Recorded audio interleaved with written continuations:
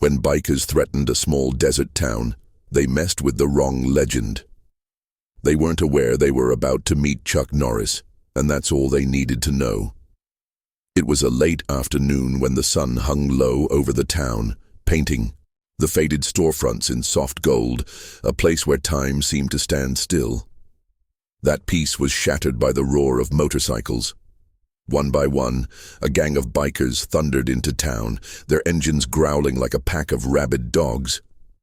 There were 6 of them, dressed in black leather, their jackets scarred with ominous symbols and worn patches.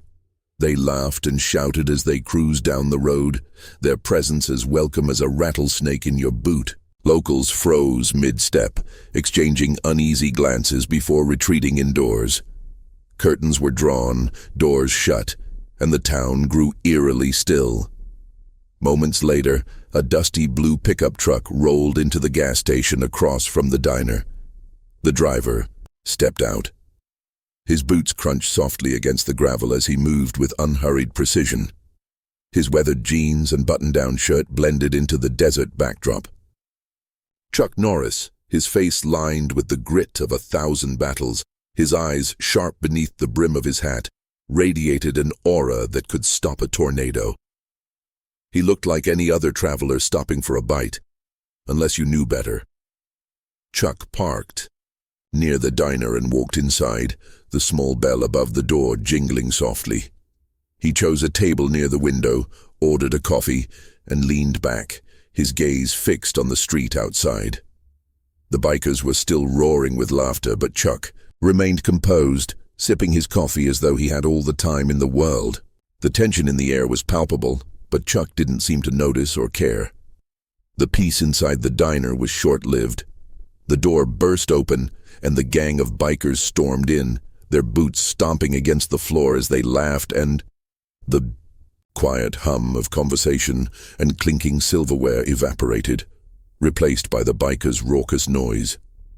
They scattered across the diner, claiming seats and leaning against counters as though they owned the place. One of them whistled loudly at the waitress, a young woman with a forced smile that barely hid her discomfort. "Hey, sweetheart, how about some service over here?" he called out, his voice dripping with mockery. Chuck watched the scene unfold, from his corner table, his expression unreadable. He didn't move, didn't flinch as the gang's noise filled the small space. His eyes, however, tracked their every move, sharp and steady beneath the brim of his hat. The waitress glanced toward him for a fleeting moment, her wide eyes silently pleading for help, but Chuck remained still. The bikers hadn't noticed him yet, too consumed by their loud antics. One of the bikers, a burly man with a scruffy beard, swaggered toward Chuck's table. As he passed, he bumped into it hard enough to make Chuck's coffee cup rattle. The biker paused, turning to look at Chuck with a smirk. "Oops," he said, his voice thick with sarcasm.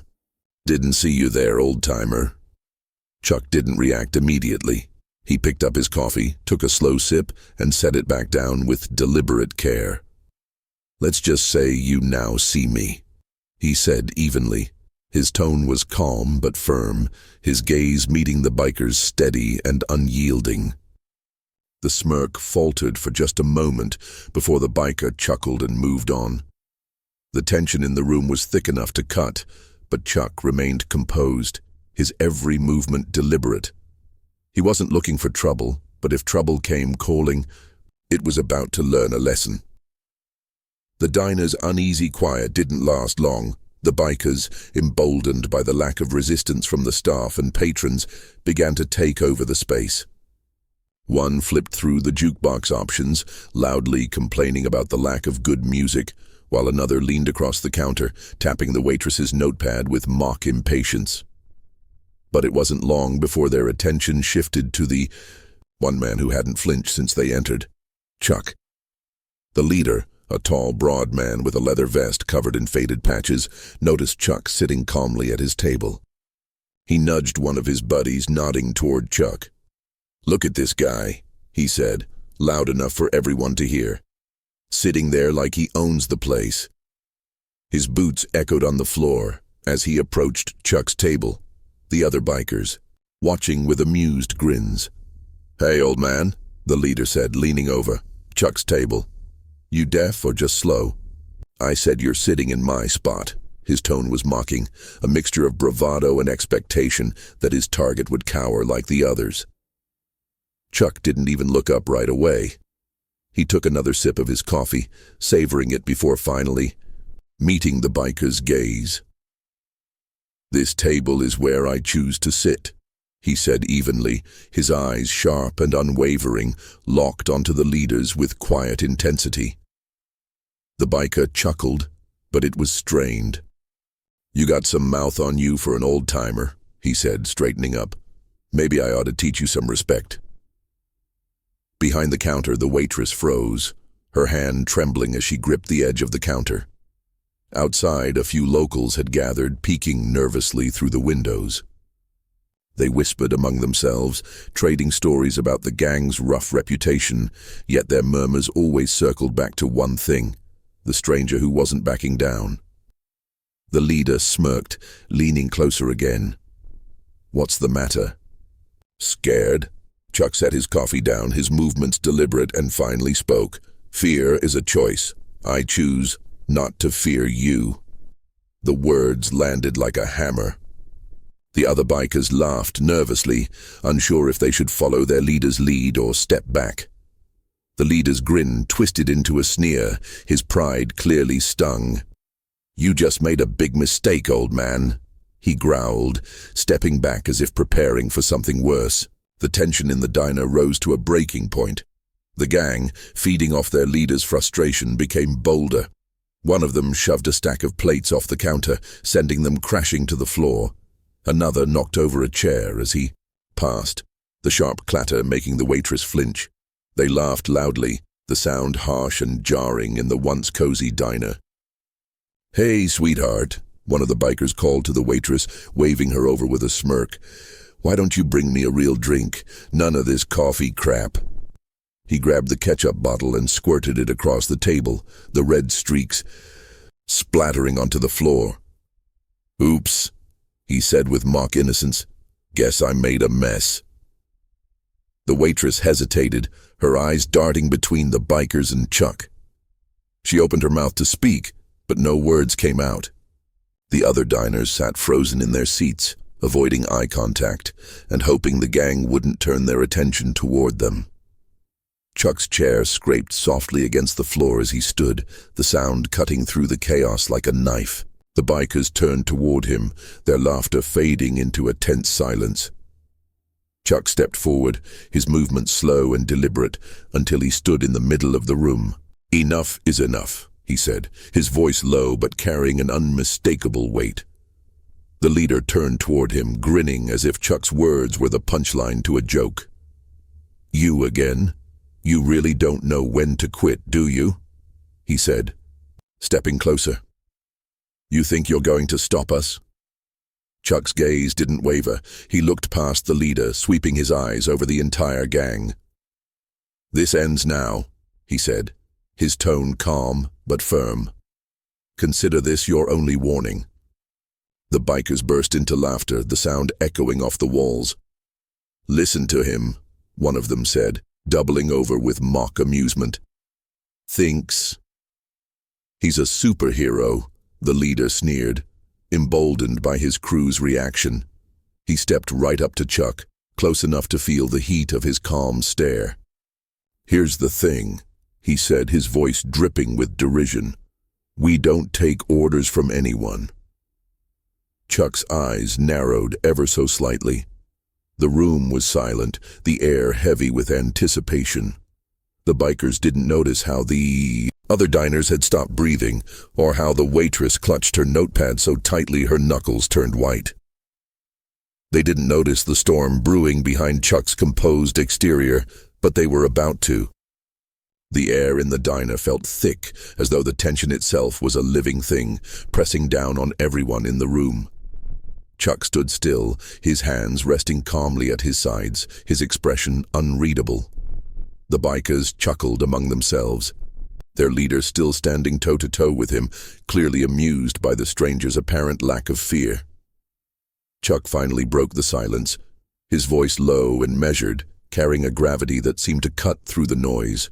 "Walk away," Chuck said, his tone steady. "You're outmatched."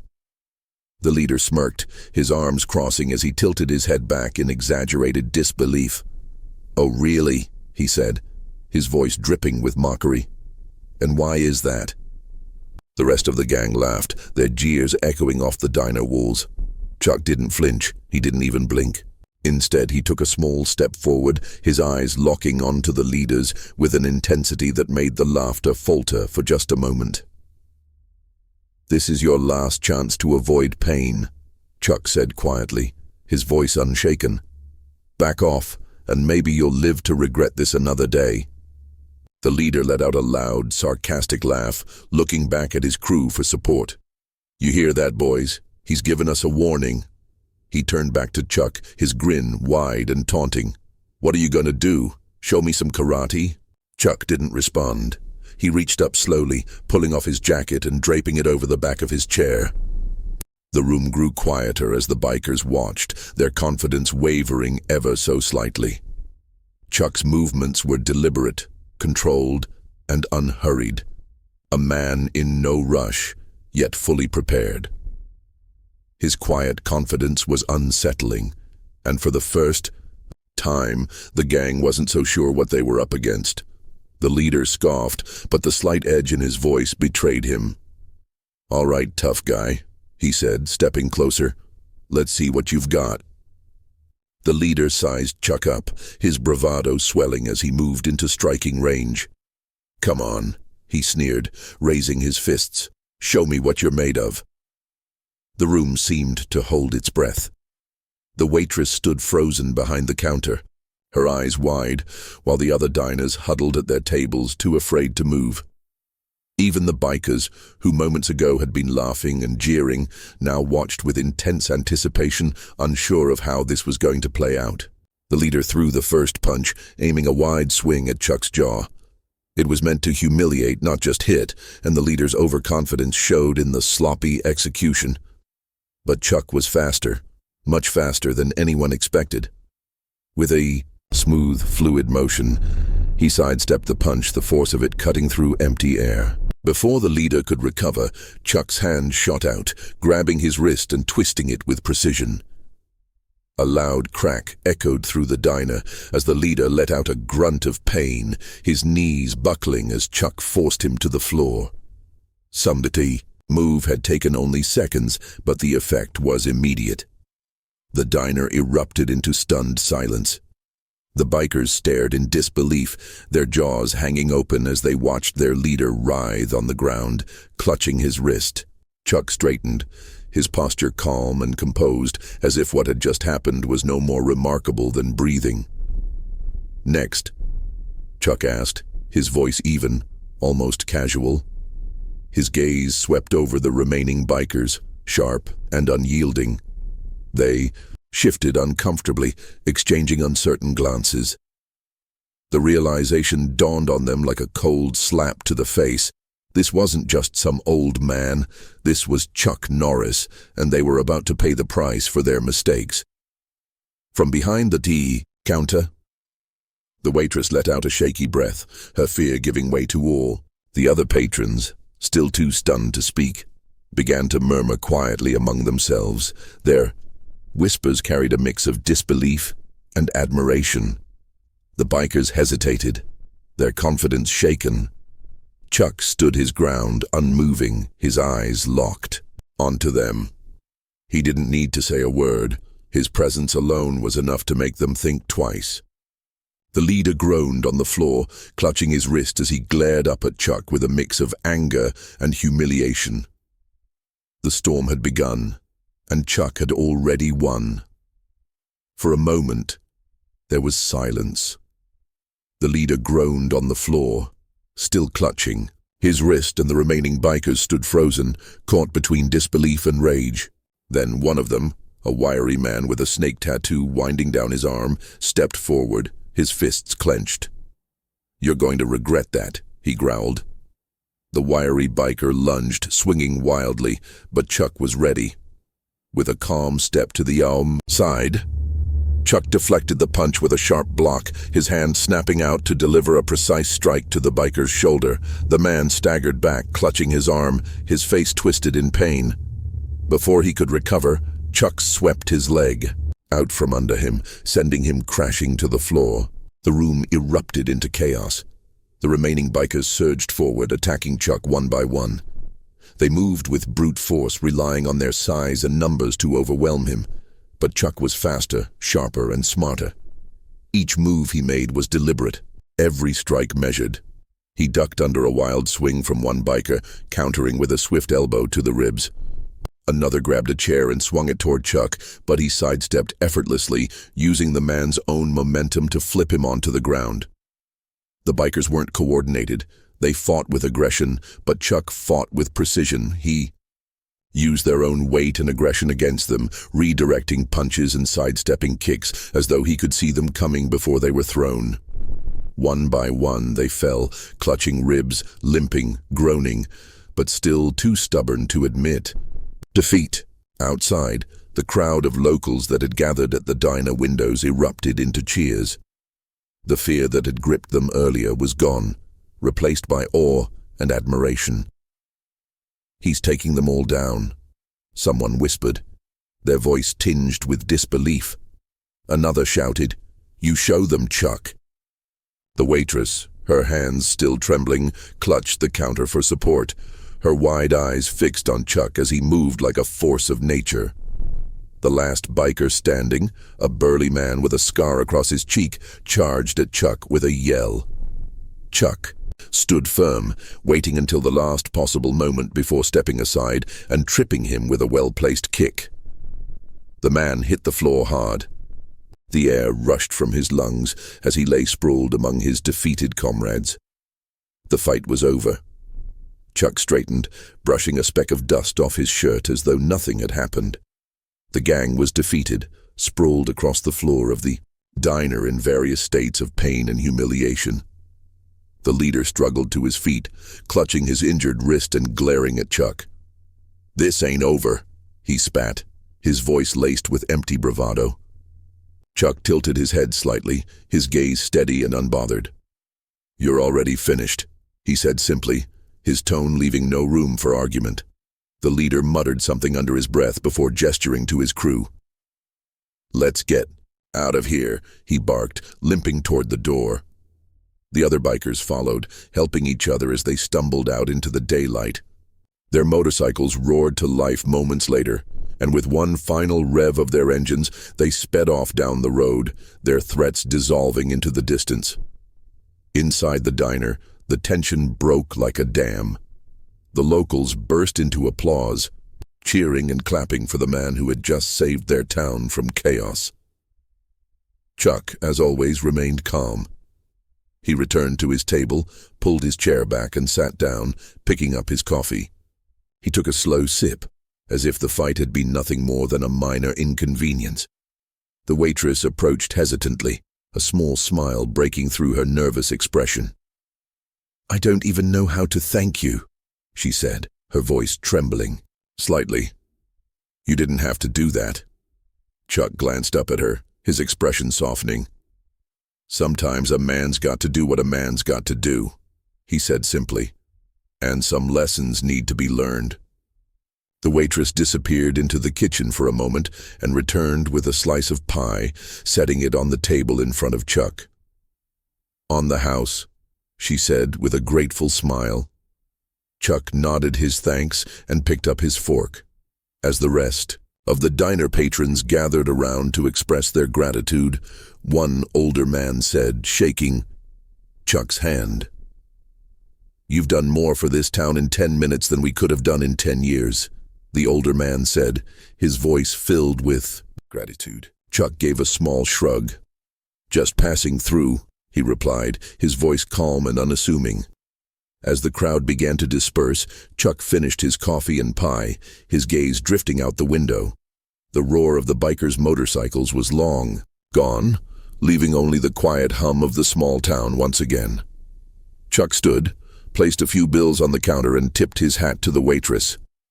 "Keep the change," he said as he walked out into the fading sunlight. The townsfolk watched, him with a mix of admiration and curiosity. To them, he was a legend, a man who had arrived without a word and left their town better than he found it. For Chuck, it was just another stop on the road, another moment where doing the right thing made all the difference. The diner was calm. Again, the only sounds coming from the clatter of dishes and soft conversations. The townsfolk had resumed their daily routines, though the memory of the fight lingered in their minds. The tension had dissolved, but the air still carried the faint weight of what had unfolded the day before. Late that afternoon, the bell above the diner door jingled softly. Heads turned as the gang leader walked in alone. His bruised wrist was wrapped in a makeshift bandage, and his face bore the marks of the fight, scrapes, swelling, and the unmistakable shadow of humiliation. He stood in the doorway for a moment, his leather jacket hanging loose around his shoulders, his swagger noticeably absent. The waitress froze, gripping the counter nervously. A few of the locals stiffened in their seats, their earlier confidence shaken by the sight of him. But Chuck, seated at his usual corner table, didn't so much as glance up. He finished his coffee with a slow sip, his calm demeanor unbroken. The leader approached Chuck's table cautiously, his boots scuffing against the floor. He stopped, a few feet away, shifting awkwardly before finally speaking. "I wanted to talk," he muttered, his voice low and uncertain. Chuck leaned back slightly, raising an eyebrow but saying nothing, inviting the man to continue. The leader cleared his throat, avoiding Chuck's piercing gaze. "Look, yesterday, I was out of line. We all were. I ain't going to make excuses. We thought we could come in here, push people around, and walk away like it didn't matter." He paused, glancing at the ground. "But you put me in my place, and I guess I owe you an apology." The room fell silent, the tension melting into quiet astonishment. Chuck regarded the man for a long moment, his expression unreadable. Finally, he spoke. "Admitting your mistakes is the first step to redemption," he said, his voice low but firm. "You've got two paths now. Continue down this road or make a change." The leader looked up, meeting Chuck's eyes for the first time. "A change, huh?" he said with a faint, bitter laugh. "What does that even mean for someone like me?" Chuck leaned forward slightly, his gaze steady. "Honor," he said simply. "Earn it, and maybe, just maybe, you'll find some peace." The leader stood there for a moment, his face a mixture of reflection and shame. Finally, he gave a slow nod. "Yeah, maybe you're right," he said quietly. Without another word, he turned and walked out of the diner, his once formidable presence reduced to a humbled retreat. The sound of his motorcycle starting up echoed down the street, but this time it felt more like closure than a threat. The sun rose early over the small desert town, casting soft pink and gold hues across the horizon. The streets were quiet, the air still and peaceful.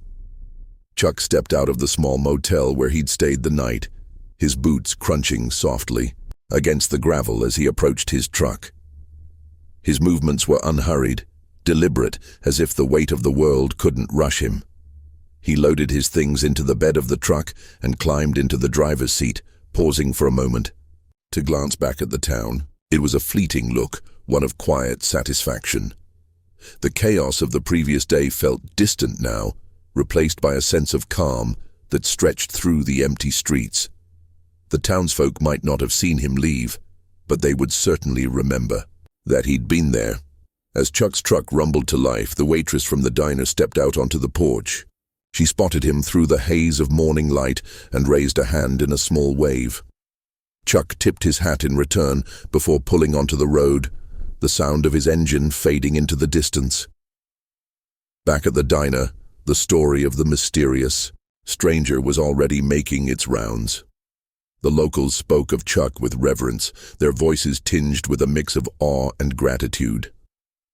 "He didn't just stop the bikers," one man said over coffee. "He reminded us that we don't have to take that kind of trouble lying down." The waitress nodded, a faint smile tugging at her lips. "He's a legend," she said softly, "and the kind of man this world needs more of." Meanwhile, Chuck drove on, the road stretching out endlessly ahead of him. He didn't dwell on the fight or the praise. It wasn't in his nature. Instead, he let his thoughts drift, reflecting only briefly on the events. He'd come to a town in need, done what was right, and left it better than he'd found it. That was enough. The horizon beckoned, and Chuck followed, leaving behind a quiet desert town that would never forget the man who stood up when it mattered most. This story was brutal, but this story on the right-hand side is even more insane.